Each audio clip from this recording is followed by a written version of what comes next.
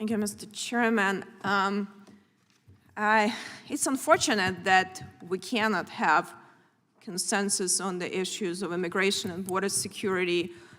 And it's unfortunate, and I have to agree with my Democrat colleagues, it's not just President Biden crisis, it's a national security crisis, but President Biden incentivizes very perverse behaviors that benefit cartels, human trafficking, drug trafficking, and poses really danger to our country because we now overwhelm Border Patrol that they cannot do their job effectively.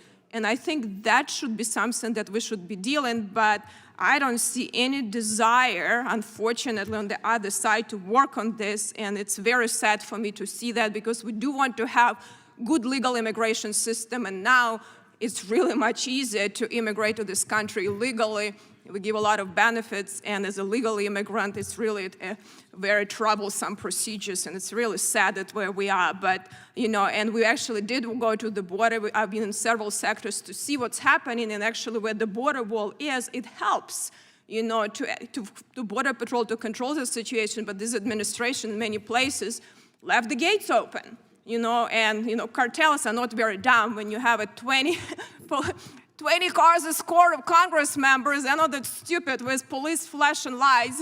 They're going to wait until we leave and then try to cross the border, but that's beyond that discussion. What I wanted to bring up attention to one of the issues, and which is really unfortunate that we cannot talk about too, and it was deleted in this proposed amendments, it's related to Subcommittee Administrative State Regulatory Reform and Antitrust, the issues of settlement procedures and student settle procedures where, a lot of activist agencies and groups have these friendly lawsuits, and then they settle these lawsuits, circumvent the public rulemaking process. They also pay special interest group, big sums of money, billions of dollars, and special interest group priorities are above the public interest. It's really causing taxpayers a lot of money, undermines Administrative Procedures Act, and really is unconstitutional.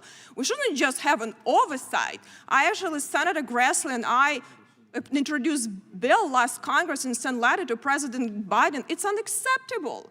We are legislative branch, and we're the only branch should be able to put laws on the books. We cannot have these fake procedures and to circumvent all existing procedures, pay a ton of money, and then put laws on the books. I mean, the public is hurt by doing that, not just financially, but bad laws can get on the book like that. So I think this is a very serious situation. I hope we're not just going to do oversight of that, but actually look how we can pass legislation so these loopholes are going to be closed in our code, because we have so much broad authority, we give so much jurisdiction to executive branch and don't do oversight effectively. We cannot even pass normal budget, and they just send stupid letters and they send us back responses and sometimes don't even send responses on some serious issues. So I think we have to figure out how we come together and have less politics. Unfortunately, I don't think it's happening right now, but I do hope there are a few issues, including border security, that maybe we can come together as Republicans and Democrats, because it's humanitarian crisis. These people being used as pawns, and a lot of bad people are benefiting from them, but it is also national security crisis, and it's a very serious situation. I've been in 6 sectors, since I've been in Congress for 2 years. I've been in 3 states. The situations are different in each state, but it's a serious situation all across the board. And I think a lot of bad people have an opportunity to take weaknesses of our system and utilize this, and we need to protect the American people. That is our duty, and we need to, regardless who's in charge, Democrat or Republican, we need to question executive branch enforcement of the law and look at this, because it is a total insanity what's happening in our border. And I did go with my Democrat colleagues, and last Congress, be happy to go again, because this is something we need to find common ground, and I yield back.